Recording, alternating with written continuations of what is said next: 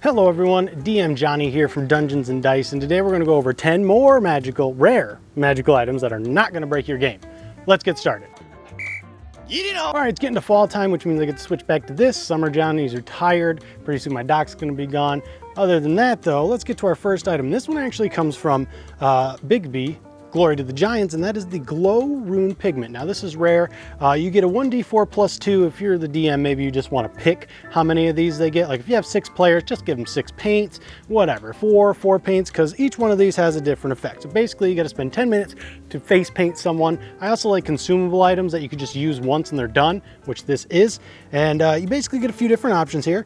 The Journey Rune, difficult terrain, doesn't cost half your movement. Could be super useful, super situational. Life Rune, this one's actually pretty good because it gives 10 temp HP and advantage on death saving throws. Pretty cool. Light Rune, you get Dark Vision, which can be super useful because, let's be honest, typically a group has a human that can't see in the dark.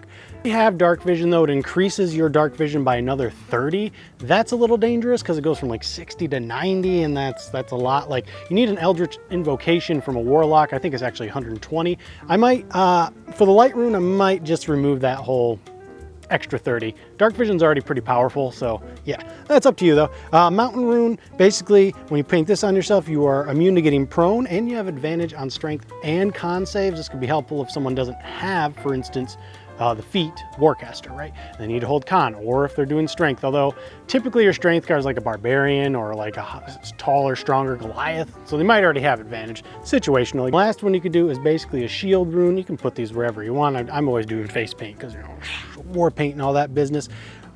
This one you just have advantage on dex save throws against effects that deal damage. It's like a fireball, things like that. And you can only have one at a time. So like I said, if you have like 4 players, just give them 4 pigments and let them paint themselves up before the boss, which is what they're going to do anyways. There you go. That's one of the new items from Bigsby, by the way. I just bought that book. So yeah. Number 2, speaking of new books, Phandelver and Below, the Shattered Obelisk. This is the one that this comes through. The Bracers of Celerity. Looks like celery to me. Anyways, it's just a couple of light bracers put on, and the big thing for me is that it adds 10 to movement speed, which might not sound like a lot, but man, you get a lot of paladins or fighters that just don't have that movement to quite get right into the fight, and with this extra 10 movement speed, it's actually pretty useful, especially if they have to dash, and like if the dash becomes 80, you know, it adds up. In addition to the 10 feet of movement, you gain advantage against on saving throws against paralysis and restrained, both for them to affect you and for you to get out. And Paralyze is super strong, especially if you're fighting melee. Automatic critical, anytime automatic critical's on the table, you need to get rid of that ASAP. Restrain, equally powerful. Like, here's the top 3, right? It's like Paralyze, Stun, and Restrain. Those are the top 3 impairments for a melee physical user. This helps with 2 of them. For number 3, we're actually going to keep it super simple. I'm going to go with the Amulet of Health. This sets your con score to 19. If it's already 19, it doesn't go any higher. Most of your front liners are probably going to be on the verge of like 18 or 16, right? So this will buff your tanks a little bit. I don't think it'll actually go to the tank. I think it'll probably go to one of your more squishy guys, probably your caster, who if he takes a hit, basically is down anyways. So if you give him this little, so let's say they've got 12 con, this sets it to 19, so what is it, it's plus 3, or plus 4 instead of plus 1, which is a lot, especially when you think about Constitution saving throws. But again, if you just hand out one of these, do not go crazy with it, it'll be all right. Again, it's one of those things where you can just be like, dang, what do I got to give my group? Oh, Amulet of Health, easy peasy. I am of the recommendation like the Gauntlet of Ogre Power that sets you to 19, or Belt of Strength that sets you to 19. Anything that sets a stat to 19, only one of those per campaign. Number 4 is going to be our first homebrew item. You can go check out our Patreon if you like magic items. $1 a month gets you access to, oh boy, what is it, 80 now? We're almost getting to 100. We've got armor and weapon sets. We've got non-combat pets. We've got spells. There's all sorts of stuff over there. $1 a month. Go check it out. Anyways, this one is the Boom Hammer. I've used this one before, but I really like it. Basically, it's a hammer that's got like a wooden hilt with a stone at the top. I really like in Elden Ring, my weapon was a stone hammer for a very long time until I got that anchor. Anyways, it does thunder damage, so like each time you strike, it's sort of like a, so it's really hard to stealth. What is it is a +1 warhammer, and you get to use the Thundering Smite spell once per day.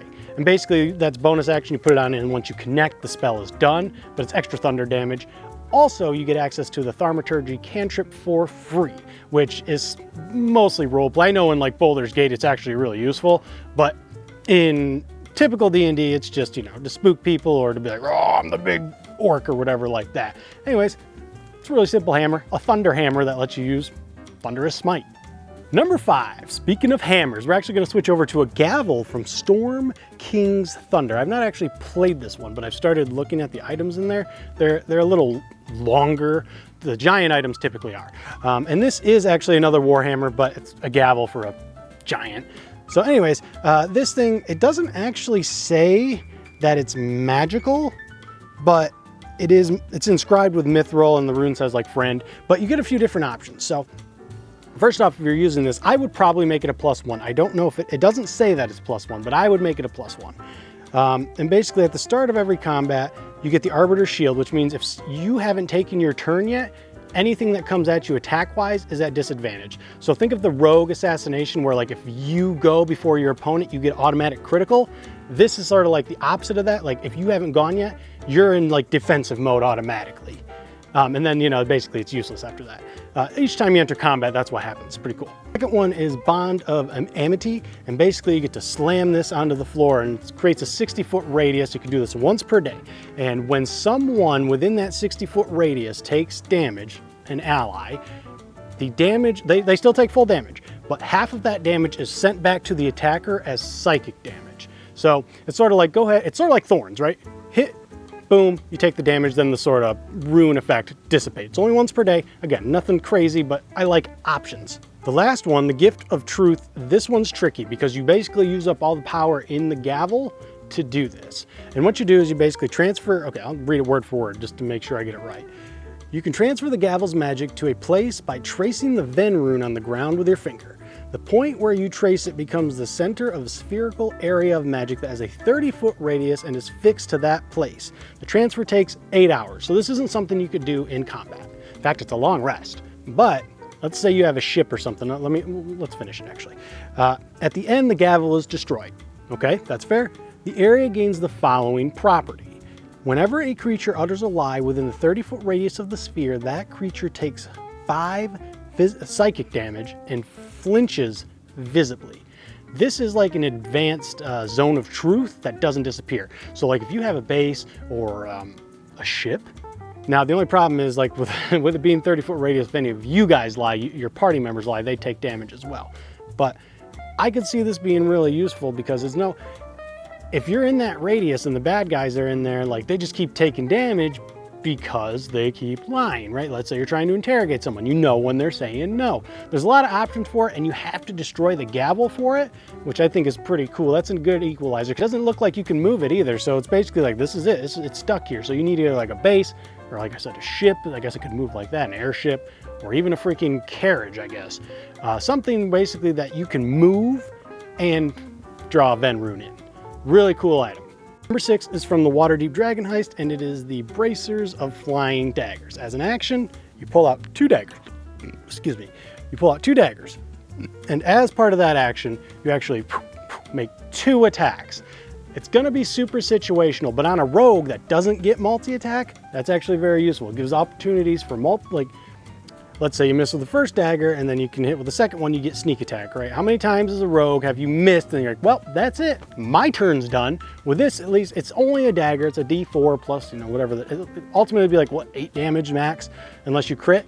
I think it's really cool. And the best part about it is like you pull these daggers out, within 6 seconds, they're gone. You can't just like, I'm selling daggers or I'm shanking, I'm handing out daggers. No, it's magical. It's purely to throw the daggers. That's it. Number 7, another homebrew item, and this one sort of fixes what is a bit of a problem for casters. It's called the Vial of Eternal Spring. And what this one does is you drink it and basically you restore HP equal to your level, which early on is not going to be crazy. By the time you hand this out, it'd be like what, 8 HP, something like that. The bigger thing is you get to restore up to a 3rd level spell slot. Now, and then basically it restores at dawn, but you could totally just make this a consumable, like 1 and done, no problem. There's not a lot of ways to restore spells outside of a long rest, unless you're a warlock, obviously, and a couple of, like, you know, sorcerers got their sorcerer die, things like that. I think that the group should have one way to restore a spell slot. You know, the emerald or the pearl can do it, or a ring of spell storing can help as well. But this is a little heal, plus you get to choose up to a 3rd level spell. Easy peasy. All right, going back to Big B in the land of the giants. This one is the War Horn of Valor, and I should mention that the Big B ones, they all have runes, the magical items. The paint didn't, because you're painting the runes on, but each one has a rune that you can basically use once per day. Now this is a horn. I need to get I need to get like one of those, like when you're at a hockey game, like one of those freaking horns, those plastic, cheap, annoying horns. Anyways, it's a war horn, and as a bonus action, you can blow it. And basically, if you have the Frighten condition on yourself, that's it. It's removed. Frighten's probably top 5 annoying debuffs. Like I said, it's not stunned, restrained, or paralyzed, but still very annoying. On top of that, you have advantage against becoming frightened until the start of your next turn. Little buff, why not? In addition, when you blow the horn, you can choose to invoke the rune. And what this does, any creatures within 30 feet of you that you choose gain +1 AC until the start of your next turn. 1 AC till the start of your next turn, that's not gonna break anybody's game. I mean, yeah, you got people handing out +3 shields and stuff like that. Like, no, this is really cool. Again, just to remove Frighten, give yourself a little buff against Frighten, and then like, oh, we might need this AC, and then boom. I guess I could see it being annoying because like I just played a Wild Surge Barbarian, and one of the Wild Surges gives plus AC. I think it's only like a 10-foot radius though, but you combine that and then it's +2, even then, it's not gonna be bad. So, you know, Warhorn, you know I like horns. Oh, and should also mention that you can only do that, like the rune can only be used once per day. Number 9, gonna be our last homebrew item. You know I love to give Bard some. I'm actually finally playing a Bard, by the way. I've not played one, but I'm enjoying it so far. And this one's called the Bard's Hope. First off, you get to pick one more cantrip from the Bard list, which is cool because like I'm only level 3 right now, but you don't get a lot of Bard cantrips. I only have 2 at the moment. I'm actually debating like for a feat at level 4, taking more cantrips. In addition, when you use your Bardic Inspiration on an ally, you can amplify it twice per day. And when you do so, basically the number they roll for like their saving throw, attack roll, whatever it is, that number is then transferred back to them in temp HP. I'm pretty sure there's an item just like this in Baldur's Gate, or maybe it automatically does it in Baldur's Gate. That's probably where I got the idea, but I think that's really cool. Just kind of buff your Bardic Inspiration a little bit. It's actually pretty powerful now that I'm using it, but the temp HP, again, you can't really stack that too much. In fact, the one I'm using right now, the creation one, I'm not there yet, but I think it actually gives temp HP if you do a saving throw or something like that, but this is a more direct choice. And again, I like to give bards a little bit of love. And for number 10 is going to be our last one, another consumable, Bead of Force. It's basically like the Bead of Fireball, except it's a little bit weaker. Man, it's really weird because like, so you basically take off a bead. Yeah, so you get 1d4 plus 4 beads. As the DM, feel free to choose how many you get. Basically, you get to throw a bead up to 60 feet. The bead explodes in a 10-foot radius, DC 15 dex save, or you take 5d4 force damage. Makes sense. However, what happens after is there's a sphere, this sort of force sphere that appears for a minute. And the only thing that can get through it is air. So if you fail the saving throw, you're stuck inside. I think this is cool because if you were to do it against like, well, I guess that'd be a bear barbarian or something, or really, honestly, your frontliners probably won't care. But if you can throw it and like everybody else saves and it's your frontliner versus sort of something beefy in this one-on-one situation, yeah, they're probably gonna like it. Alternatively, you can use it to trap a few people for a minute. Now you can move the sphere with you, but it's like basically difficult terrain, takes half your movement. But it straight up says no attacks or any other effects can get through it. My reading of that is magic can't get through it either. So I think it's really cool. Again, maybe just hand out 4, because you could also just choose to fail, and your group is now stuck in this invulnerable barrier for a minute where they can just kind of, well, honestly, they can just kind of heal each other up, rest, and everything like that. So if you think your group's going to do that, maybe just give them 1. But if they're going to use it to attack, it could be pretty freaking cool. There you go. 10 rare magical items that should not break your game. Obviously, they do. Leave me a comment so I know I was wrong and that I never put those items in my game. Anyways, Hope you like the homebrew items. If you do like homebrew stuff, go check out our Patreon. Thank you to all my Patreons. If you're my $5 Patreons, you're on the list right now. Appreciate you all. We have some new stuff coming. Currently working on a D10 table for basically just like random events while you're traveling. And we are working on some other stuff as well. Anyways, that is going to do it for me. Glad to be back. Glad that it's fall. Glad I got the hat. If you liked what you saw, got what you needed, like, comment, subscribe. See you guys in the next video. Later, Gators.